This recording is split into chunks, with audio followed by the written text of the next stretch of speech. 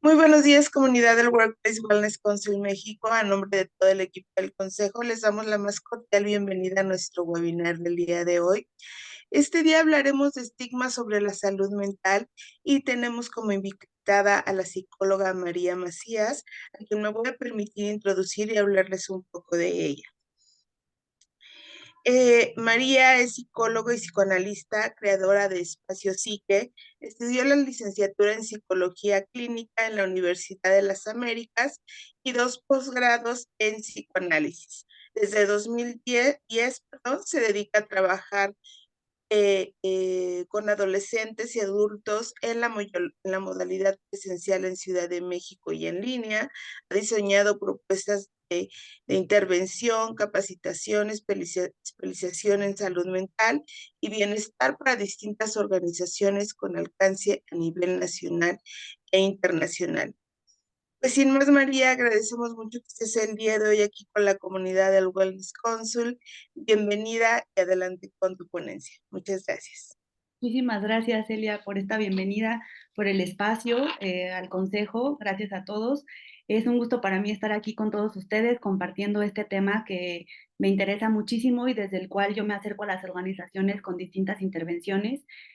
Como Celia les compartió, mi formación es como psicóloga clínica y mi intención con Espacio Sí que es acercar a las organizaciones una visión justo informada, clínica, ética y humana para poder entender la salud mental y su relación con el trabajo. Entonces, es por eso que propuse este tema de estigma sobre salud mental y su impacto en el entorno laboral y, por supuesto, también en la vida personal, que me parece sumamente relevante hoy en día. Pues bueno, vamos a entender con esta sesión cuál es el espectro de la salud mental. A mí me parece que sigue siendo un reto hablar de salud mental hoy en día, porque depende desde qué lugar entendamos salud mental, dependerá la forma en la que lo abordemos. Entonces, les voy a hablar del espectro de la salud mental a fin de aclarar cuáles son los estigmas más frecuentes en relación a los trastornos mentales o malestares emocionales, sin tener que catalogarlo estrictamente como trastornos, sino que todos podemos pasar por algún malestar emocional en la vida. Y con esto vamos a distinguir también algunos niveles de intervención que podemos ofrecer en el trabajo, con los cuales yo también he trabajado con distintas organizaciones, y cuáles son las acciones posibles en los centros de trabajo también. Eh, con esto, bueno, vamos a hablar brevemente sobre un panorama actual de la salud mental en México y a nivel global. Les voy a hablar sobre algunas definiciones o desde qué lugar entendemos la salud y la enfermedad, algunos de los estigmas y creencias más frecuentes que limitan el acceso de las personas a un diagnóstico oportuno o una detección y atención oportuna, algunas de las principales patologías asociadas al trabajo y lo que les mencionaba sobre los niveles de intervención y sus alcances. Como breve contexto de cifras, que a mí me parece que siempre nos dan un panorama, ¿no? Un referente. Yo ocupo las cifras siempre como referentes, más no como una idea absoluta o totalitaria, porque hay que leer esos datos desde distintos ángulos. Eh, Tenemos que en América Latina, por ejemplo, de acuerdo con Gallup, este es un resumen de Gallup, El Economista y otros medios, de acuerdo con Gallup, en América Latina, los gerentes son los que presentan más estrés. Seguimos con una alta tendencia el año pasado en el reporte del 2023, una alta tendencia en renuncia silenciosa y en bajo compromiso de los colaboradores. Los índices, por ejemplo, de suicidio también se han visto en aumento después de la pandemia. En el 2022 se registran en promedio 22 suicidios diarios. Eh, Hay mucho que desestigmatizar en relación a los suicidios, también en relación a la depresión, ¿no? Que creció un 71% en comparación con niveles del 2019. Esto sigue siendo efecto de la pandemia. Seguimos escuchando, al menos yo desde mi práctica clínica, sigo escuchando en consultorio a pacientes pacientes nuevos que llegan a consulta a propósito de aquello que se movió durante la pandemia todavía y siguen tratando de tramitar y digerir eso emocionalmente. No solo de la pandemia per se, sino de lo que implicó para cada quien. En México aproximadamente 15 millones de personas viven con trastornos mentales. Insisto, a veces podemos hablar de la categoría como tal de trastorno mental y dirigirnos a categorías psiquiátricas, ¿no? Como los del DSM-5, ansiedad generalizada, estrés postraumático y depresión, pero sin tener un trastorno mental, sin tener como tal un diagnóstico, una persona puede pasar por un abanico de malestares, que es justo de lo que les voy a hablar también con el espectro. Para que no nos quedemos con la idea de si no tiene un diagnóstico o si yo no tengo un diagnóstico, entonces significa que estoy bien, ¿no? Que por ahí también hay una cifra muy importante al respecto de que los mexicanos, un alto porcentaje de mexicanos considera que su salud mental es buena, dado que no va con un profesional de la salud. O sea, es una cosa como excluyente, ¿no? Si no voy a terapia, entonces estoy bien. Entonces, esa postura nos habla de una desinformación que sigue existiendo a nivel de cómo entendemos la salud mental. Ahora, ¿qué hacemos con estos datos? ¿Cuál es la relevancia, como les digo, de estos datos? Me parece que va mucho de la lectura que demos y de la forma en la que entendamos la salud mental. Me gustaría preguntarles brevemente en el chat si pudieran compartir ¿qué entienden ustedes por salud mental? Por ahí circula mucho la definición, por supuesto, de la OMS, que es la que sabemos que es un estado de bienestar integral, ¿no? En donde la persona le permite a la persona enfrentar los retos y dificultades de la vida cotidiana, pero no sé para ustedes qué sea salud mental. Si me pudieran compartir una frase, una palabra en el chat.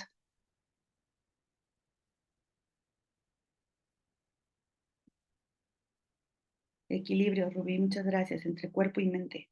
Bien, gracias. Estar bien contigo mismo. Excelente. Bien, muchas gracias. El poder de tomar decisiones. Bien, muchas gracias, Valeria, por supuesto. Y esa capacidad de tomar decisiones sí es bien importante porque habla de, hay un autor que habla, tiene una cita que me gusta mucho, que es que salud mental es poder pasar a otra cosa. Y para poder pasar a otra cosa, es decir, moverte del lugar emocionalmente, pensemos en una situación difícil, traumática, alguna crisis espontánea, es importante contar con los recursos psíquicos necesarios para poder tomar decisiones y poder moverte. Entonces, sí me parece, esa definición me parece bien importante. Stephanie, bienestar y tranquilidad. Muchas gracias.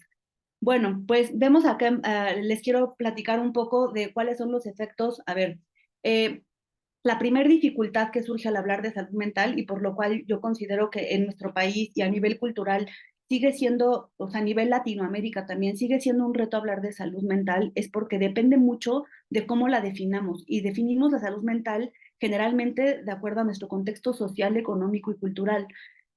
Eh, Entender la salud mental de manera, por ejemplo, sigue habiendo pacientes que llegan al consultorio refiriendo que habían acudido a psicoterapia, ellos creían que estaban acudiendo a psicoterapia, pero que estaban acudiendo con alguien que estaba leyéndoles, no sé, algo como dándoles angeloterapia, por ejemplo, ¿no? Y entonces alguien llegó una vez conmigo y me decía muy espantado, bueno, es que no espantado, pero me decía un poco renuente a, sé que necesito pedir ayuda, pero ciertamente como que no he sabido como a quién referirme ni a dónde acudir para no tener una experiencia en la que yo no sienta que esa forma de intervenir va conmigo, ¿no? Entonces nos acercamos a servicios que van con nuestra forma de concebir el mundo, nuestras emociones y enfrentar la vida. Por eso es que existen distintos discursos, desde los religiosos, insisto, como algunas herramientas o terapias alternativas que no son que no son profesionales de la salud mental que los ofrecen, pero que a los cuales las personas se acercan con un afán de buscar un bienestar y una mejoría en su salud mental.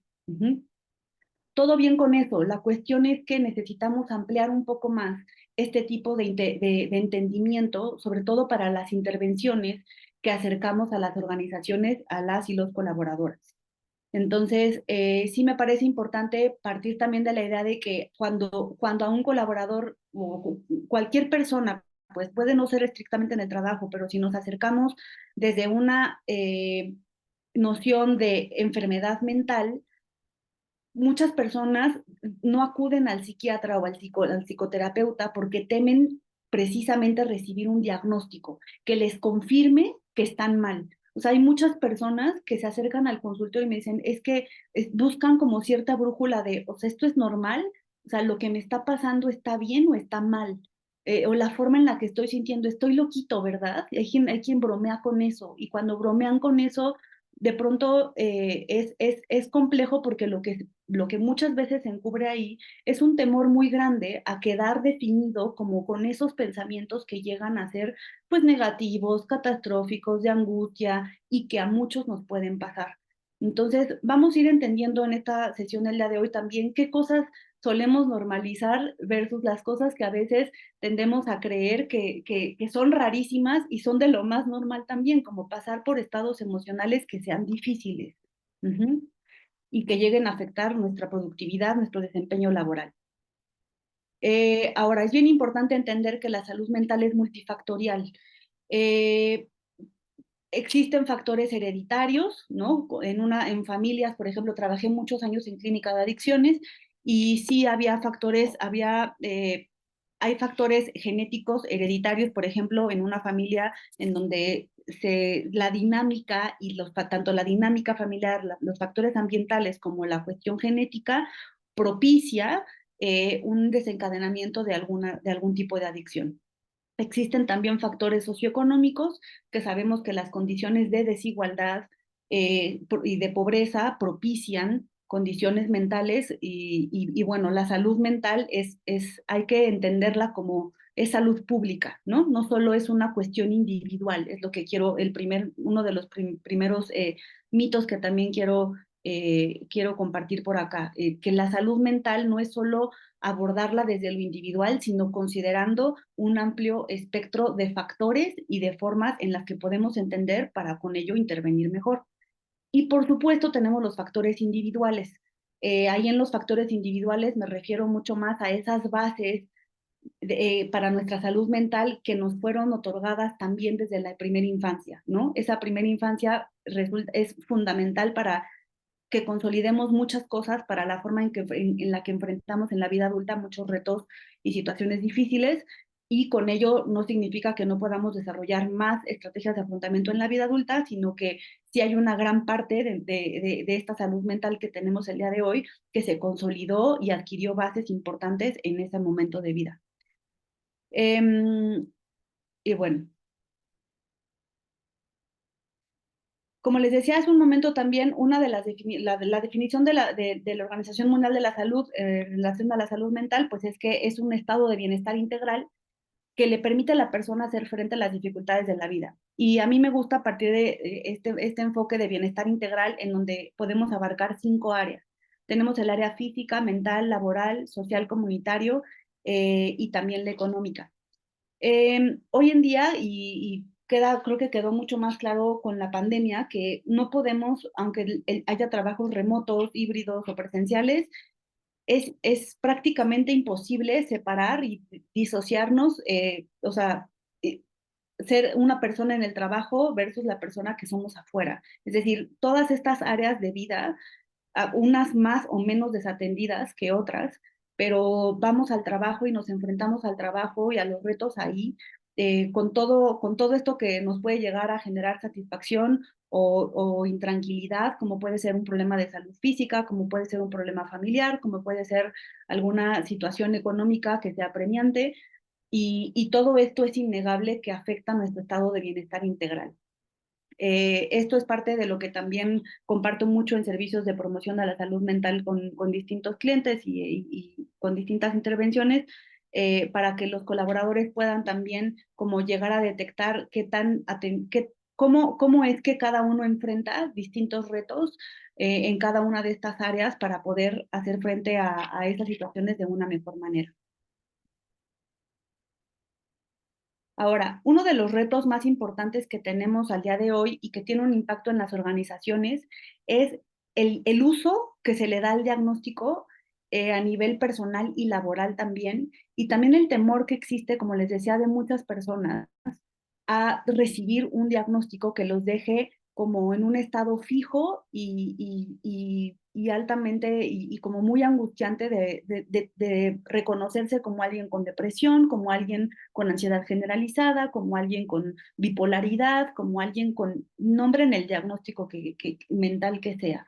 Pero no sé si alguna vez han recibido algún diagnóstico de salud física, que de alguna enfermedad, llámese, no sé, desde hipotiroidismo, asma, alguna condición física que te lleve a tener que generar ajustes para cambiar tu calidad de vida y mejorarla.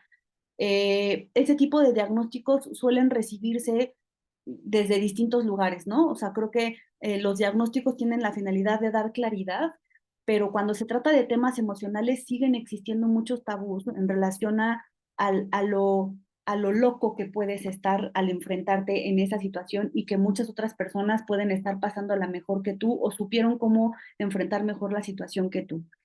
Y, y bueno, es una realidad y aquí el gobierno federal hay una cifra de que 2 de cada 10 personas con algún problema que requiere atención prioritaria, eh, no reciben la atención adecuada. 2 de cada 10 personas que sí la requieren no reciben la atención adecuada.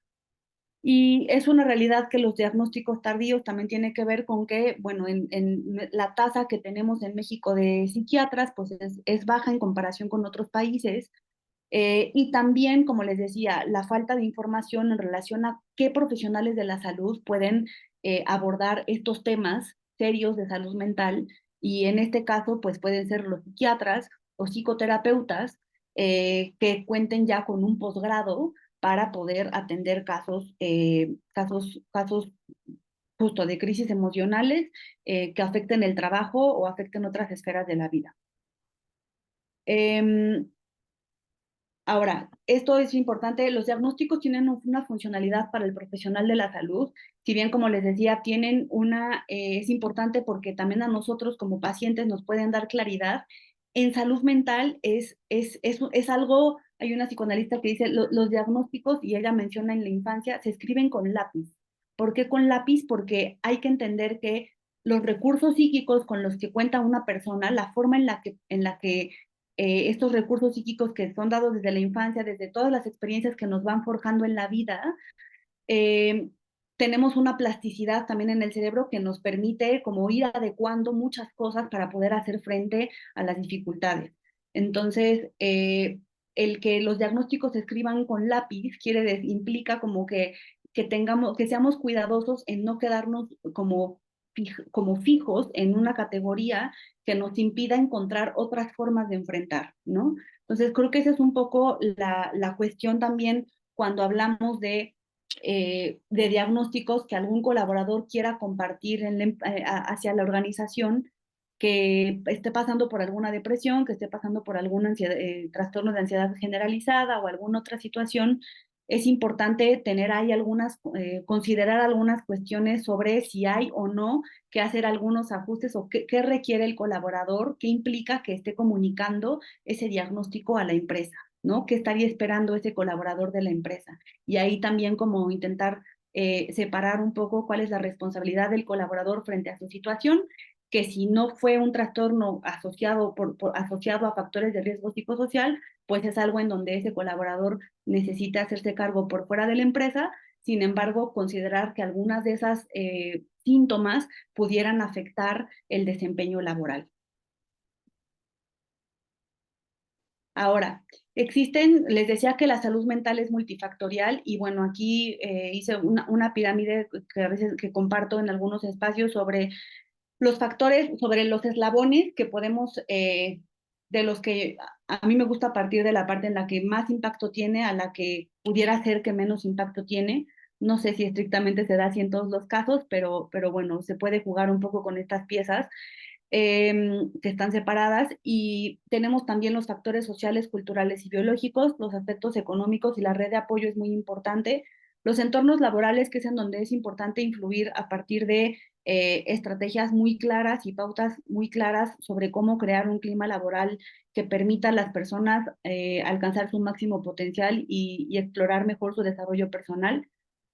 Como les mencionaba ya, hay aspectos personales como estrategias de afrontamiento positivo, y hay otras actividades de wellness, de ejercicio ejercicio, de yoga, de meditación, etcétera, que sin duda son muy eficaces para muchas personas, pero hay situaciones mentales y condiciones mentales que requieren ya otro tipo de intervención. Y ahorita vamos hacia allá.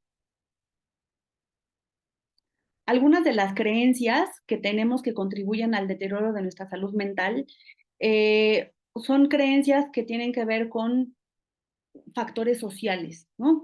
A mí me parece que es muy importante no perder de vista el momento social y cultural en el que nos seguimos encontrando, si bien cada vez las nuevas generaciones, hay por ahí unos reportes de Deloitte en donde, bueno, ya generación Z valora mucho más, ¿no? El balance de vida-trabajo valora mucho más una cultura de trabajo inclusiva que, por ejemplo, no sé, algunas otras cuestiones como el salario, por ejemplo, ¿no? Pues está por encima del salario llega a estar para la generación Z el clima laboral.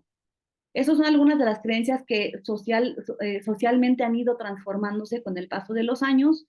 Sin embargo, creo que estas creencias contribuyen al deterioro de nuestra salud mental porque llegamos a normalizarlas. ¿Ah? Entonces, tenemos por aquí también una vida agitada y todo el tiempo ocupada, seguir glorificando una vida ocupada y que va de la mano con una falta de descanso, por supuesto, contribuye a un deterioro de nuestra salud mental y tendemos a normalizarlo y a veces a no encontrar otras formas para gestionar mejor el estrés, para gestionar mejor nuestro tiempo o para encontrar otras formas, llámese terapia u otros medios para poder desahogar un poco de todo lo que llegamos a guardar y guardar y guardar y a cargar hasta tal punto que a veces nuestro cuerpo tiene que poner un freno, ¿no? Con algún malestar físico, con cualquier situación, si nosotros no logramos poner un freno, porque la salud mental no se ve, entonces si no logramos detectar esas señales, es nuestro cuerpo el que pone ahí como cierto freno. También cuando llegamos a normalizar y a prolongar con ello estados de apatía, de tristeza, de falta de motivación, ¿no? Me parece que a veces podemos tender mucho justo a normalizar que hay días mucho más de mucho desánimo, que tales proyectos se cayeron, que la situación económica está fatal, que, ¿no? Y entonces hay personas que llegan al consultorio con un estado de apatía que no notan, o sea, no lo notan, de verdad es algo como muy común para ellos narrarse la vida de esa forma y entonces eso puede actuar en detrimento a la salud mental que ni siquiera noten en qué momento están parados. Eso también pasa muchísimo con la gente que pasa por periodos prolongados de burnout. Y eso también lo voy a aclarar con el espectro. No que normalicemos también la falta de seguridad social y laboral, creo que también por las condiciones en nuestro país, ¿no? Llega a ser algo muy común, creer que, bueno, que también ha habido muchos retos y muchos cambios de paradigmas en relación a eso y me parece excelente, pero también existe otra parte en donde creer que la vida es justo, que la vida laboral es justo llena de incertidumbre todo el tiempo, pues llega a ser algo que merma nuestra salud mental. Creer que siempre hay cosas peores que las que nos están pasando también lo es, ¿no? Muchos pacientes llegan con sentimientos, ¿a qué se le llama inadecuación? A que lo que yo creo que estoy sintiendo está muy fuera de lugar. O sea, yo debería estar sintiendo otra cosa como mucho más positiva, porque lo que me está pasando, creo que a nadie más le está pasando. Muchas personas reciben comentarios fuera de amigos, familiares, que con todo el cariño del mundo podrán decirle que hay cosas mejor, que hay cosas peores que le pudieran pasar, que agradezca, etcétera, pero eso a veces puede generar muchos más sentimientos de inadecuación en la persona y entonces ahí hay que tomarnos las cosas con un poco más de cautela. Ahora, para acercarnos un poco a la parte del trabajo y de cómo entender la relación entre el trabajo y nuestra salud mental, a mí me gusta partir mucho de la idea que el trabajo es tanto un medio como un mediador de nuestra salud mental. Pensemos el trabajo como cuando éramos pequeños, pues que íbamos a la escuela y en la escuela era la escuela, el deporte, esos otros espacios como extracurriculares eran el espacio o los espacios en los que podíamos ponernos a prueba en nuestras capacidades. Por ejemplo, cuando atiendo adolescentes, muchos adolescentes empiezan a encontrar en el deporte una forma de sobresalir, ¿no? Más allá de lo académico, porque lo académico les deja de interesar un tanto más. Y el trabajo es un escenario de verdad muy importante para nosotros en el que podemos y necesitamos sacar adelante todas nuestras capacidades, nuestra creatividad. Los trabajos, para que, para que psíquicamente un trabajo sea mediador de la salud mental, necesita ser lo suficientemente retador para que el nivel de estrés se mantenga óptimo. El estrés nunca nos lo vamos a quitar, pero sí el trabajo necesita dotarnos de un suficiente nivel de estrés y de reto que nos permita tanto ganar confianza como ir a la par, mediando ahí las cosas entre lo que somos capaces y lo que estamos logrando. Entonces, el trabajo siempre suele ser ir a trabajar es una constante negociación con nosotros mismos de aquello que le damos a la organización y aquello que notamos que la organización está haciendo por nosotros. Eso es una constante diaria, diaria. ¿Qué pasa cuando escucho con pacientes, amigos, con clientes, que cuando los colaboradores se encuentran desmotivados porque intentaron de la A a la P hacer una propuesta, dirigirse de una mejor manera al líder y no lo logran? La sensación de insatisfacción puede ser tan alta que de verdad desmoraliza mucho a las personas. Y entonces depende mucho de los recursos psíquicos y de la historia personal y de aquellas cosas que se asocian al trabajo, que yo tenga ciertas expectativas puestas ahí en el trabajo, que entonces voy a permanecer o no en ese lugar, ¿no? De tal modo que hay gente que puede a lo mejor permanecer en un trabajo en donde le dicen que no, le dicen que no, lo vuelve a intentar porque es persistente, ¿no? Porque se tiene la capacidad psíquica, emocional, las ganas de enfrentarse a eso, y hay quienes dicen, ¿sabes qué? O sea, a mí no me sentí escuchado, yo me voy, y eso depende mucho de la forma, insisto, de la forma en la que vamos construyendo en la vida una ruta como para hacer frente a lo que mencionaban hace rato en el chat, a la toma de decisiones y a cómo resolvemos las cosas en este momento de nuestra vida. Ahora, ¿cómo puede un trabajo actuar en detrimento de la salud mental? Por ahí yo estaba dando un ejemplo, en este caso como de cuando hay situaciones en donde el colaborador no se siente escuchado, o no siente, más allá de no se siente escuchado, no siente que el trabajo es un espacio en el que pueda sacar toda su creatividad y exponer todo su potencial para entonces poder crear. La salud mental, para un indicador importante de salud mental es la creatividad, ¿sí? Y que una persona pueda generar distintas formas y sistemas y proponer en reuniones y demás formas distintas de hacer las cosas, habla de una capacidad, de una buena capacidad de salud mental.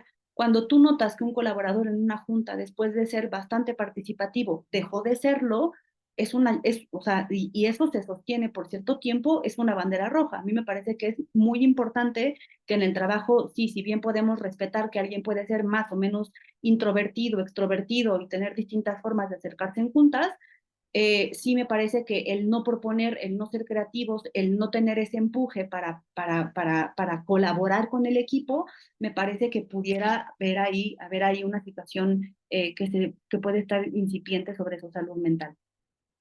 Ahora, sabemos que hoy en día existe y después de casi 50 años se actualizó la nueva tabla de enfermedades asociadas al trabajo. Yo llevo estudiando temas de medicina del trabajo y psicopatología en el trabajo por la parte clínica, a partir de un autor, un médico psiquiatra francés que se llama Christophe Dejour.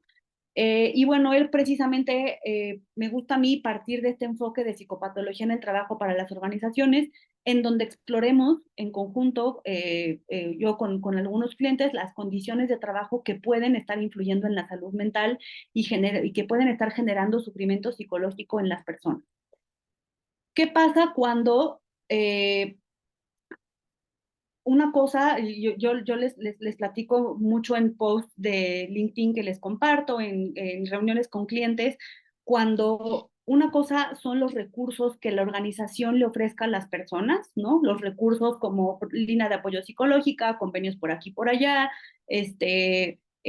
para atención física, para su salud física, salud emocional, salud financiera, etcétera, y que está increíble que hoy cada vez más cantidad de personas llegan a ocupar todos esos servicios, pero para que la persona se acerque a esos servicios que están disponibles, se requiere de ciertas condiciones emocionales y psíquicas para que la persona justo haga uso de esos recursos, ¿no? ¿A qué me refiero con esto? A que una cosa son los recursos que ofrece la organización y otra, justo ahí es donde se marca la línea entre qué es responsabilidad de cada quien, y otra es el recurso o los recursos psíquicos y la responsabilidad que tiene la persona frente a su situación, que lo llevan a alzar el teléfono y decir, necesito sacar una cita con tal profesional porque me estoy sintiendo muy mal, ¿no? Entonces, hay quienes no tienen ese parámetro y eso es, o sea, no tienen ese parámetro como para detectar en qué punto se encuentran y es ahí donde echamos mano de algunas cuestiones de promoción a la salud mental que nos permitan acercarle a los colaboradores una visión mucho más amplia de cómo la pueden estar pasando y de la relación que puede estar existiendo entre su salud mental y esferas como puede ser el trabajo u otras. Tenemos, de acuerdo, como les decía, a este enfoque de psicopatología en el trabajo, tenemos estas 4 patologías que pueden estar afectando a los colaboradores, que es la sobrecarga, que lleva a las personas a burnout, depresión e ideación suicida, que como hemos visto, las tasas han ido en aumento en relación a esos 2 trastornos, bueno, trastorno y esa situación de suicidio. Tenemos también acoso, inseguridad laboral y falta de reconocimiento. Y falta de reconocimiento, lo voy a explicar más adelante a nivel emocional.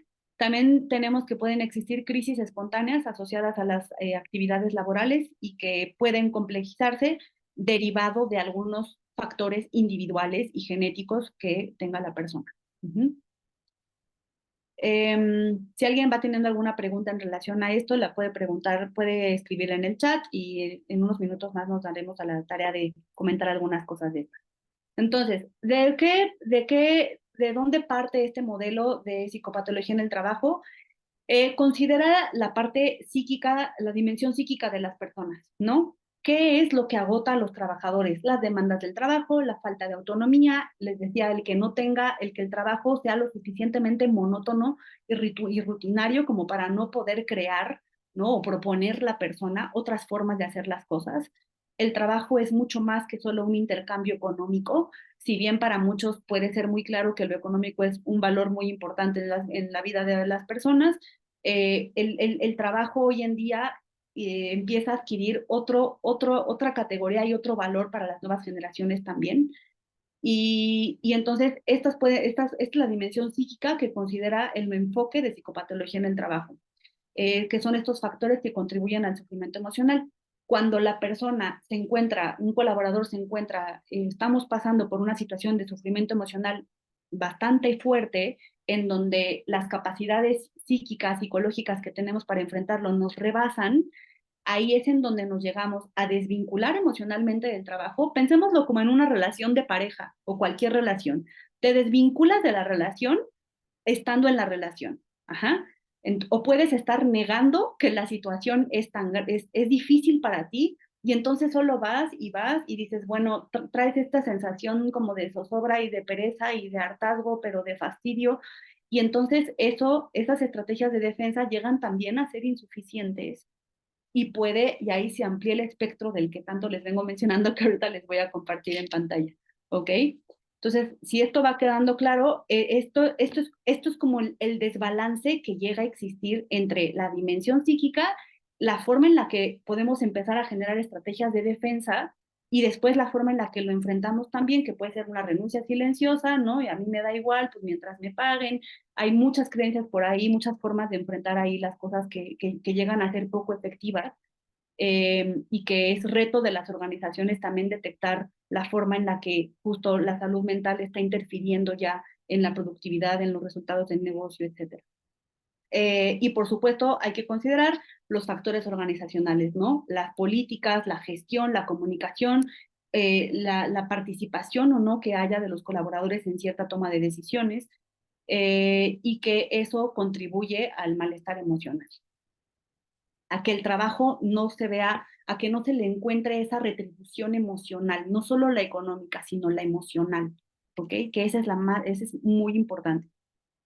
Los trastornos mentales no está por demás mencionarlo, que por supuesto afectan en 2 niveles, individual y organizacional, ¿no? Como con con tanto bajo compromiso, desempeño, el sufrimiento que estaba mencionando, sufrimiento emocional, estigma y exclusión también. que sigue siendo muy prevalente, al menos en pacientes y en lo que yo escucho desde distintos ángulos, tanto clientes como consultorio, o sea, uno a uno, eh, estos factores se ponen muy en juego. Ahora sí, les presento en pantalla esto que es el espectro de la salud mental y con ello les voy a explicar la parte de los niveles de intervención. Primero me voy con el espectro. En este espectro, en la parte de abajo, vemos distintos estados por los que podemos pasar. Pensemos en esa línea como una línea con difuminada, o sea, sin categorías, no están encasilladas, porque si les mencionaba desde el inicio de la sesión que me parece que sigue siendo un reto hablar de salud mental y lo seguirá siendo porque salud mental no solo es salud pública, sino que también estamos hablando de estados emocionales subjetivos. Entonces, darle lectura, por eso es que me parece muy importante que al tener indicadores, por ejemplo, de clima laboral, de factores de riesgo psicosocial, de norma 35, o sea, me parece muy importante no solo las cifras, sino la lectura que le demos a esos resultados, porque nos habla de subjetividades de un montón, de cierto grupo de personas, ¿no? Sean 50, sean 100, sean 200, y entonces se complica mucho la forma en la que podamos entender los niveles de intervención que podemos llegar a ofrecer en la organización. Este aspecto de la salud mental a mí me parece fundamental empezar a pensarlo desde cómo promovemos la salud mental en la organización, ¿no? Y eso viene la parte, por eso, prevención y promoción de la salud mental beneficia mucho a todas las personas, ¿no? La prevención universal beneficia a todas las personas, tengan o no tengan un trastorno mental, estemos emocionalmente como estemos, nos benefician a todos, ¿no? Los servicios de prevención universal y promoción de la salud mental.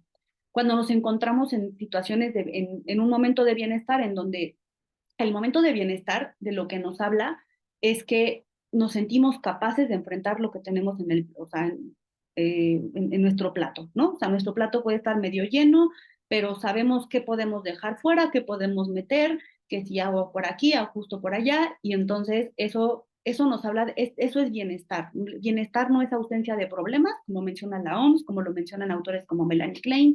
O sea, salud mental no es ausencia de problemas, sino tener la capacidad de enfrentar dificultades. Luego tenemos el estrés, ¿no? Tenemos esta parte de estrés que les decía desde hace rato, si bien no la podemos eliminar, el estrés es parte, biológicamente tenemos cortisol, ¿no? Es importante detectar y autoconocernos para que podamos notar con qué estrés funcionamos de manera óptima. Esa es la teoría de la arousal que nos dice que, bueno, nosotros necesitamos un nivel de estrés óptimo para poder funcionar adecuadamente y responder a la vida, ¿no? Tenemos el burnout o estrés crónico, que ahí algunas de las creencias que les mencionaba hace rato, como la vida, glorificar la vida ocupada, como el perfeccionismo, como hay ciertas personalidades que tienden más al burnout, quienes son muy exigentes consigo mismos, quienes buscan un poco más de validación externa, ¿no? Que entre otras características, no son las únicas, pero entre otras, que contribuyen a que el burnout se mantenga de manera, es un estado de estrés crónico, un estrés prolongado, y que puede llevar a las personas a alguna condición con su salud mental, donde se compromete un poco más su salud mental, que puede ampliarse ahí la variedad de malestares, como puede ser depresión y en sus distintos grados, como puede ser una mujer que está pasando por un periodo de posparto y se junta una cuestión hormonal con una cuestión psicológica, con una cuestión de burnout laboral.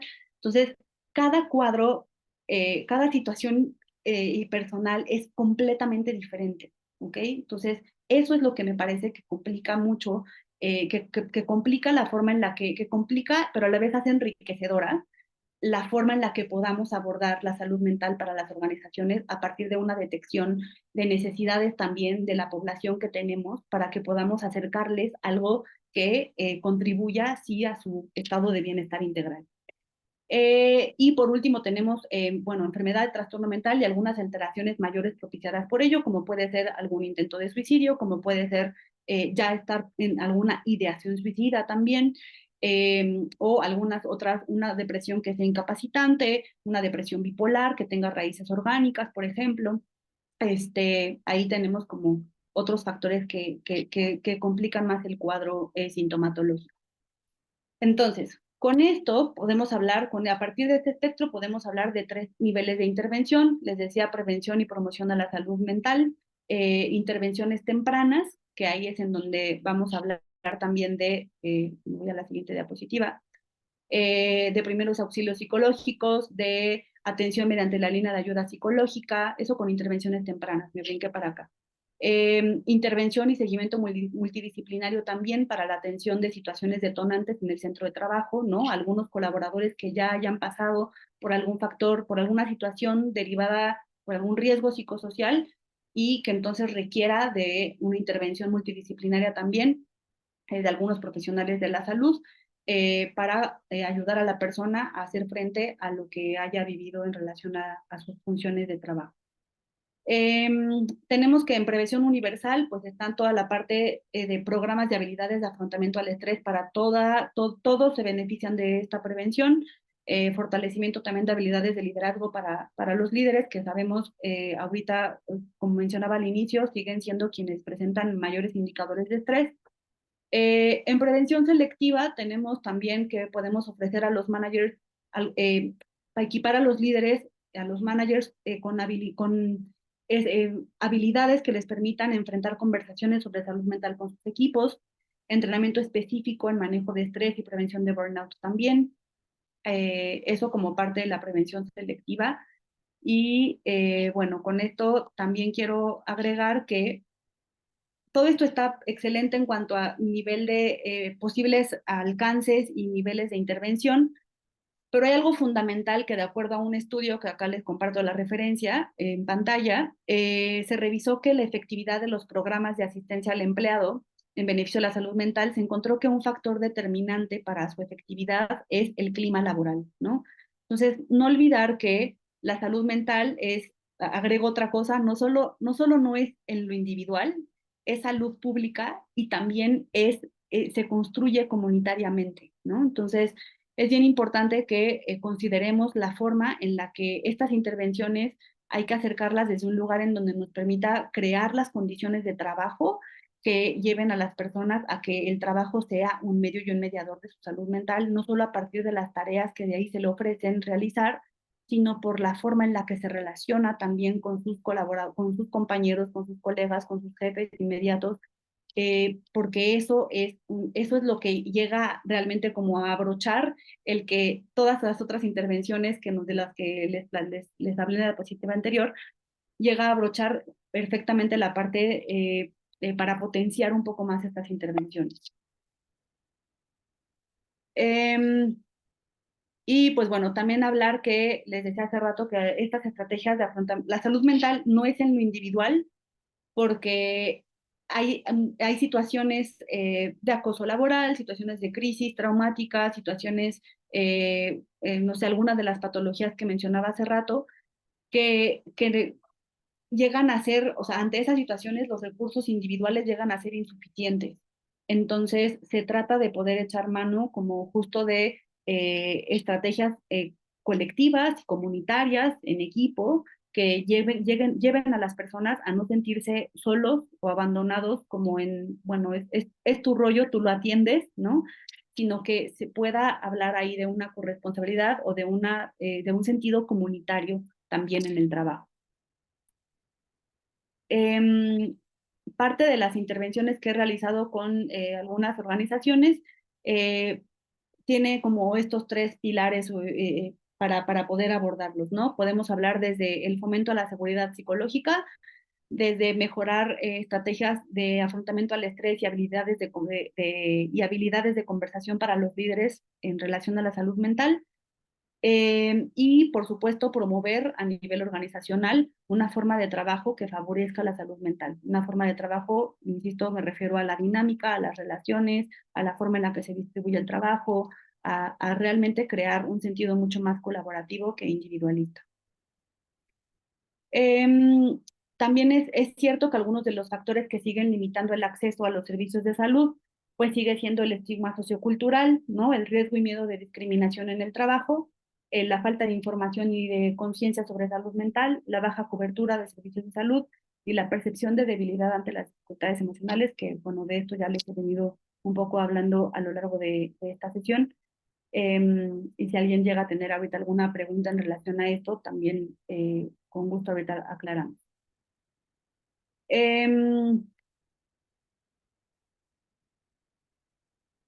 Bien, en relación a esto, pues bueno, es muy importante entender que para hablar, cuando hablamos del espectro de la salud mental, podemos pasar por distintos momentos, como les decía, bienestar, estrés, burnout o estrés crónico o alguna situación de salud mental ya con diagnóstico. Sin embargo, ahí lo que me interesa mucho como romper con el estigma es que algo de lo que limita a las personas a acercarse a servicios de salud es no solo es la falta de información de que puedes estar pasando por algún, o sea, la salud mental no es una categoría fija en donde nací con salud mental y entonces no puedo, no sé, pasar por una situación difícil que haga que mi contenedor de estrés se vuelva como un poquito más pequeño y entonces de manera temporal pueda responder de manera diferente a las dificultades de la vida, ¿no? Pensemos en colaboradores que han, o en nosotros mismos, o sea, a mí, ¿no? Hay situaciones personales que han llegado a pasarme que, a ver, que sin duda afectan la forma en la que haces frente a tus responsabilidades. Entonces, de ahí partir de romper con este estigma de que la salud mental es algo que bueno, que si llegué a mis 35, 40, 45 años sin pasar por ninguna depresión, sin pasar por ninguna crisis, bueno, pues ya la libré, ¿no? No, o sea, pensar, humanizar un poco más la parte de que podemos pasar de verdad en cualquier momento de la vida por situaciones difíciles, sin caer en alguna categoría, pero simplemente pasar por situaciones retadoras y que el tiempo no cura las situaciones emocionales, sino que se refiere de una responsabilidad de nosotros frente a aquello que nos pasa para poder pasar a otra cosa, ¿no? Como justo lo que les decía sobre esta otra definición de salud mental. Ahora ya para casi terminar, les voy a hablar de algunas pautas de acción en las organizaciones al momento de atender la salud mental. Pues bueno, es muy importante ahí basarnos en las evaluaciones de riesgo psicosocial, que ahí la norma 35 es un excelente parámetro aliado para las organizaciones para poder ubicar muy bien en qué momento nos encontramos. A partir de ello, crear los protocolos de actuación ante crisis y emergencias emocionales. Eso es fundamental para poder realmente acortar el tiempo que una persona tarda en llegar a un profesional de la salud. En México, una persona tarda hasta 10 años en acudir a un profesional de la salud mental. Entonces, crear los protocolos de acción ante crisis y emergencias emocionales derivados de cualquier tipo de crisis es fundamental en las organizaciones. Garantizar la confidencialidad y la privacidad, y me parece que de ahí también parte de la capacitación que reciban áreas estratégicas como recursos humanos, medicina, seguridad laboral, todo el equipo de seguridad de higiene. Crear las condiciones de trabajo que favorezcan el clima, como les decía, para que realmente las intervenciones puedan abrochar como muy bien con los objetivos que tiene y la estrategia que tiene la organización. Y ampliar el acceso a servicios de salud. No está nunca por demás ofrecer muchos más recursos a los colaboradores que les permitan sentir que pueden ellos escoger entre una cosa y otra y que el camino que tomen va a estar excelente para poder, siempre y cuando venga desde un lugar justo de responsabilidad y de hacerse cargo de cómo se encuentran. Por último, algunas estrategias para mitigar este sufrimiento mental en el trabajo a partir de lo que nos habla el enfoque de psicopatología en el trabajo es, por supuesto, mejorar las condiciones físicas y psicosociales. Este segundo punto que me parece a mí muy importante, que les decía sobre el reconocimiento y la valoración. El reconocimiento se refiere mucho a nivel emocional a que la persona sienta que es mirado en el trabajo a partir de sus capacidades. Entonces, cuando eso no ocurre, y mucho más para algunos que para otros, pero llega a ser motivo de renuncia silenciosa y de renuncia ya real, que los colaboradores llegan a sentir muchísima desmotivación y sufrimiento psicológico cuando se encuentra desbalanceado la forma en que ellos están aportando y lo que están viendo retribuido de vuelta. Insisto, no solo a nivel económico, sino a nivel emocional. Y de ahí que los líderes pues necesitan adquirir muchas más habilidades para poder entender mejor a sus equipos y entender la forma en la que a cada uno le gusta sentirse reconocido o felicitado o visto, ¿no? Por parte de su manager. Es muy importante fomentar la colaboración por encima de la individualidad o la competencia, que hará que la interacción se haga mucho más tensa. restarle importancia a los resultados individuales en el trabajo y verlos mucho más con un enfoque de equipo. Me parece que eso siempre llega a potenciar muchísimo la forma en la que cada quien lleva el trabajo, pues lo mejor de sí mismo. Proporcionar acceso a servicios de apoyo psicológico, como ya mencionaba, mediante distintos convenios, recursos y servicios para poder acercar a ellos servicios que sean de calidad. Por acá les comparto, para finalizar, algunas de las soluciones que ofrezco con Espacio Psique, justo en capacitación especializada, en promoción a la salud mental, en consultoría en salud y bienestar, entre otras cosas, que con mucho gusto, si a alguien le llegue a interesar, con gusto podemos platicar. Pero bueno, primero que nada, agradecerle mucho a todos ustedes su asistencia a este espacio y me quedo aquí para escuchar sus preguntas, inquietudes sobre este tema. Voy a dejar de Muchas compartir. gracias, María, por tu participación y por brindarnos toda esta información a la comunidad del Consejo. Eh, si gustan y están de acuerdo, podemos pasar a preguntitas, pueden colocarlas aquí en el chat, o bien si alguien quiere levantar su mano y abrir micrófono, también adelante, con gusto lo podemos hacer. Por lo pronto ya tengo aquí una pregunta de la doctora Beatriz Ábalos de Ceros. Ella nos pregunta, ¿en dónde parte la línea para que se califique em, como enfermedad de trabajo la depresión y ansiedad? Ahora que ya se agregaron las enfermedades de trabajo, ahora que se modificó la tabla de enfermedades de trabajo, doctora, si nos podrías dar un poquito ahí de contexto e información. Ok, excelente pregunta. Muchas gracias, Beatriz. Pues bueno, para que ahora que la tabla de enfermedades se amplió, va a ser muy importante que los profesionales de la salud indicados puedan dar un diagnóstico, ¿no? A partir de los factores de riesgo psicosocial que pudieron haber precipitado esa situación en el colaborador, esa depresión o esa ansiedad asociada al trabajo. Hay categorías laborales que digan, sí, tipos de trabajo, ¿no? Sectores en los que hay una mayor predisposición, como pueden ser transportistas, médicos, sector educativo, ¿no? Que están mucho más expuestos a este tipo de enfermedades mentales que ya se agregaron, como pueden ser los trastornos de sueño no orgánico, ansiedad, depresión, y que va a requerir de una valoración por parte de un médico para que entonces se pueda validar que a partir, todo va de la mano como con norma también 035, ¿no? Como con otros indicadores y normativos que le permitan a la organización y al colaborador tener claridad de que eso que se está presentando está asociado al trabajo, ¿no? Y lo que les decía, es bien importante considerar que, o sea, el trabajo en sí, como es medio y mediador de la salud mental, pues por supuesto hay situaciones de clima, de trato, de la forma en la que está organizada el trabajo también per se, que llevan a que la persona se enfrente a este tipo de dificultades y de retos en su salud mental. Entonces, un poco va a ir por ahí la cuestión del diagnóstico. Muchas Muchas gracias. gracias. Sí. Gracias, doctora Betty. También tenemos de aquí otra pregunta, la de la doctora Lady Díaz. Ella nos dice, buenísima tu presentación, María, excelente. ¿Nos puedes compartir tu opinión acerca de los programas de apoyo al empleado, donde psicólogos atienden vía telefónica a los colaboradores en situaciones diversas de afectación a la salud mental? Muchísimas gracias, Lady, por tu pregunta. Con gusto. Mira, pienso que las líneas de atención psicológica tienen una gran ventaja que es el alto alcance que tienen, ¿no? O sea, son call centers en donde profesionales de la salud atienden este tipo de situaciones, ofrecen a las personas de 3 a 5 sesiones, dependiendo del proveedor, dependiendo del modelo que tengan de trabajo, pero generalmente no pasa de 3 a 5 sesiones.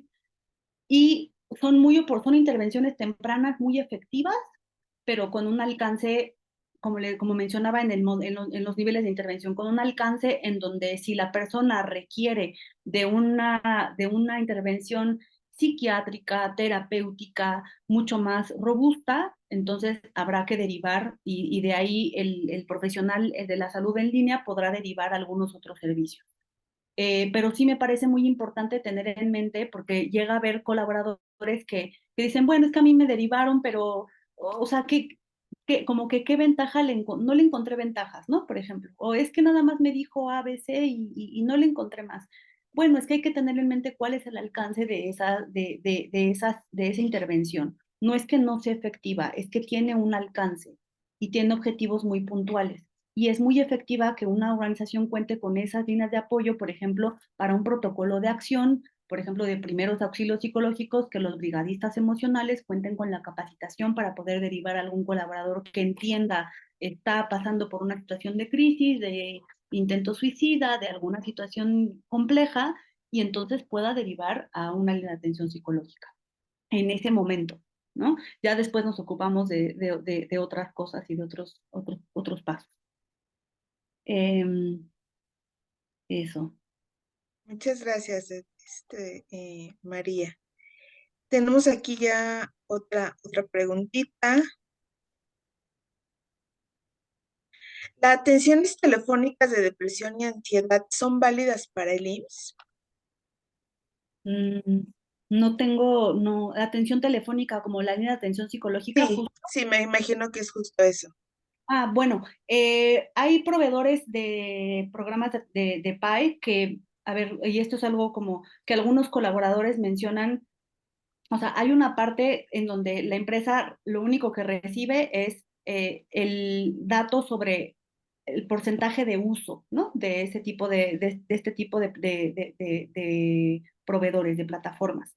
Pero más allá no llega, o sea, la organización cuenta con en expediente el reporte de, ok, tales y tales usuarios, hubo tantos usuarios en este mes, se atendieron tales padecimientos de manera muy general, ¿no? Sin embargo, no me parece que sean válidas como tal para el IMSS, a menos que, bueno, ahorita ya con la nueva tabla de enfermedades haya como otra ruta que tomar en relación a cómo eso puede llegar a comprobar por parte de la organización que el colaborador ha sido atendido previamente de ciertas situaciones emocionales. Pero habría que corroborar más bien como la nueva forma con el nuevo esquema de enfermedades asociadas al trabajo, si las líneas de atención forman parte como de un soporte de antecedentes, ¿no? Em, Muchas gracias. Gracias, María. También ya tenemos aquí otro comentario de Montserrat de San John. Nos dice María, gracias por tu información. Me da gusto cuando invierto mi tiempo en sesiones tan completas y enriquecedoras. Muchas gracias por tu comentario, Montserrat. Encantados de que puedas estar acá con nosotros. Nos dice Guadalupe Gasca. Buen día. Me parece importante enfatizar la cuestión generacional, así como el perfil de uno o un colaborador, en la que puedan estar agudizándose o disparando síntomas de problemas previos, como su historial personal, etapa vital, etcétera. No sé si gustes ahí complementar un poquito este comentario, Sí, María.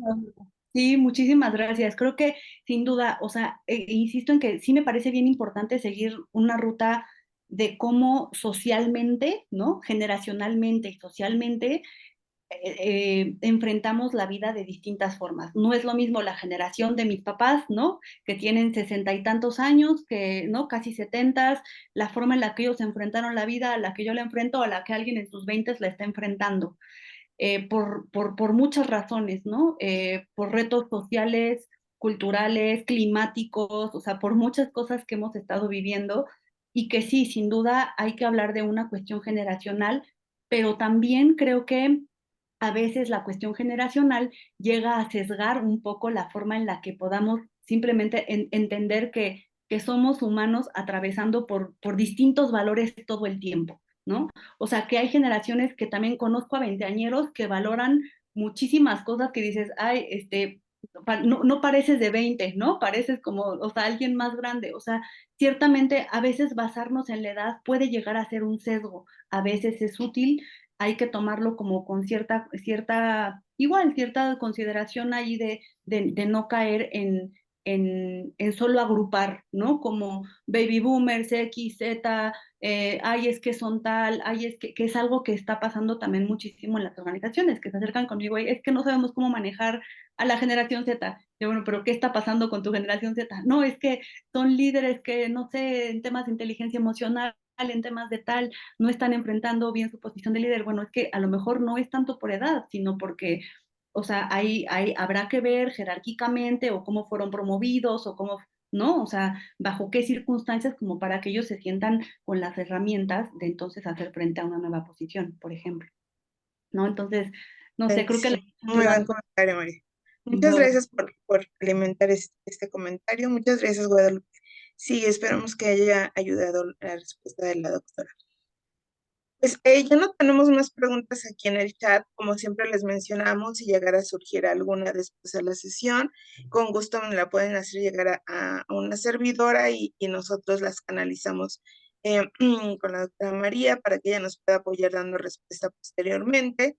Las personas que no lograron ver el webinar desde un inicio, también con gusto estaremos compartiendo la grabación en los próximos días para que puedan ver toda la información completa. Si requieren consultar algo adicional, también con la doctora pueden hacer la vinculación a través de nosotros. Sabemos la importancia que actualmente tienen estos temas de salud mental para todos, en lo personal, en lo organizacional también. Entonces vamos a estar llevando diferentes temas, bien con la doctora María o con otros líderes en este tema para que tengan información. Si tienen también interés que brindemos algún tema específico, con gusto pueden hacérnoslos llegar para nosotros considerarlo en interno en la agenda y poder empezar a hablar más de estos temas que son tan importantes, que se pierda no tener ya estos sesgos en cuanto a información y cómo comunicarlo con nuestros colaboradores y pues también con todos nuestros seres queridos o las personas que nos rodean, porque como bien lo dice la doctora, es un tema que todavía tiene em, mucha problemática para hablarse y que es importante difundir, ¿no? Entonces sigamos promoviendo la salud mental en nuestro entorno y pues desde el consejo vamos a hacer este esfuerzo de hablar constantemente de estos temas como lo hemos hecho desde ya hace varios años, ¿no?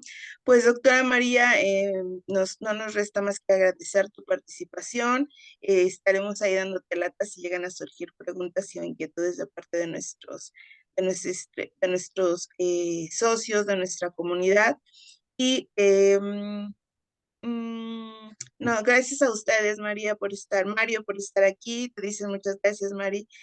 Gracias a ti, Lady, también por estar aquí. Les recordamos que nuestra próxima sesión es presencial, es en las instalaciones de Softec. Gracias a todas las personas que realizaron su registro. Actualmente ya está cerrado porque políticas internas de Softec y el acceso a sus instalaciones es complicado por temas ahí de que es una empresa de tecnología de la información y son bastante estrictos en cuanto a estos temas, pero gracias a todos los que realizaron su registro. Nuestra próxima sesión también, o nuestro próximo webinar, va a ser sobre el Día de la Mujer. Ya en el boletín compartimos todos los enlaces y también de todas nuestras sesiones que tenemos para el mes de marzo. Entonces los invitamos a que se realicen su registro y a los que confirmaron su participación para la sesión del jueves, ahí nos vemos en las instalaciones de SOP. Muchas gracias a todos por atender la sesión. Gracias, María. Un fuerte abrazo a todos y que tengan una excelente semana. Muchísimas gracias, que estén muy bien. Buen día a todos. Gracias. Muchas gracias.